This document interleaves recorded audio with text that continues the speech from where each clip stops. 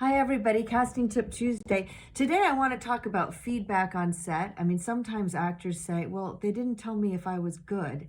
They didn't say anything about my performance when I was, shooting this TV series or whatever. And that happens sometimes. And it doesn't necessarily mean that you weren't good. It just means that maybe the director was preoccupied because they have a lot on their mind. They're on a schedule. They're thinking about a lot of things. They're thinking about the stunt in the next scene. They're thinking about the position of the lights.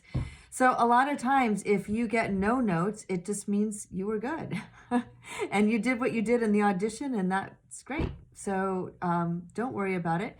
Other times you might get a direction that you don't feel like you can play, and that could happen in an audition too. Who knows? Maybe I've given these directions. I try not to, but some casting directors aren't good at giving directions either.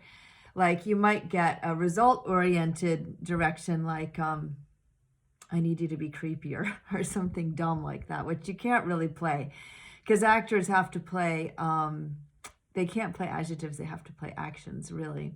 So if somebody gives you a note that you can't play, the best thing you can do is try to figure out how to convert it into actor's language. So if somebody says, I need you to be creepier, think, well, what would be creepy? Well, maybe an action that I can play is I can use my eyes and try to drill into somebody's forehead with my eyes.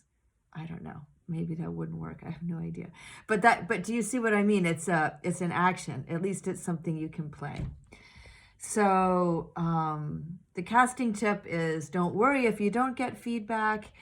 And if you get feedback you can't play, try to translate it into an action verb that you can play.